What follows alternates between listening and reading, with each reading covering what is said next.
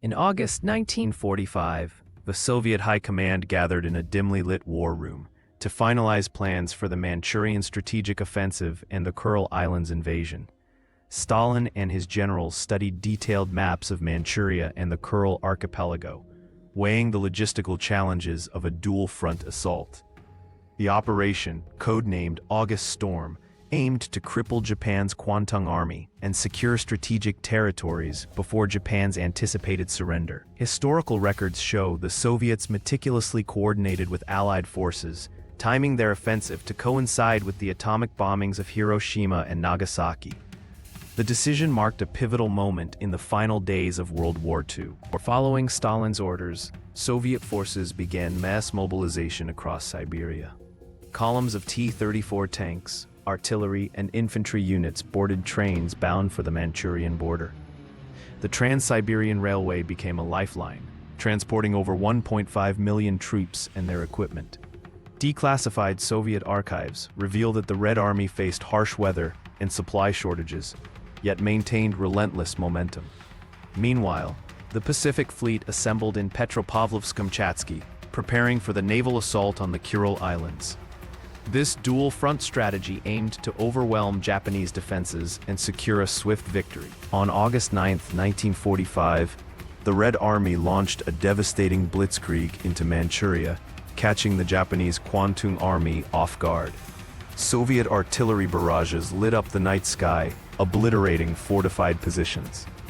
According to military reports, the Soviets advanced up to 50 kilometers per day, utilizing mechanized divisions to encircle Japanese units. The Kwantung army, though numerically strong, was poorly equipped and demoralized. By August 15th, Soviet forces had severed Japanese supply lines and forced a chaotic retreat. This rapid advance set the stage for the simultaneous Kuril Islands operation. While the land offensive raged in Manchuria, the Soviet Pacific Fleet prepared for the Kuril Islands landing. Warships, including Kirov-class cruisers and destroyers, anchored at Petropavlovsk-Kamchatsky. Sailors loaded amphibious crafts with supplies and ammunition, while commanders reviewed reconnaissance maps of Shumshu Island, the primary target. Naval records indicate that the Soviets faced significant challenges, including limited amphibious experience and unpredictable weather. Despite these hurdles, the fleet set sail on August 15th, marking the beginning of a daring naval assault. The Soviet fleet encountered treacherous seas en route to the Kuril Islands. Waves crashed over destroyers, drenching sailors and threatening to swamp smaller vessels. Historical accounts describe how soldiers below deck clung to their equipment, battling seasickness as the ships pitched violently. The storm delayed the landing by several hours, forcing commanders to adjust their plans. Despite the chaos, the fleet pressed on, determined to seize Shumshu Island before Japanese reinforcements could arrive. This perilous journey tested the resolve of every man aboard. Under cover of darkness on August 18th, the first wave of Soviet troops landed on Shumshu Island. Amphibious boats hit the beaches, and soldiers waded through icy water under heavy machine gun fire.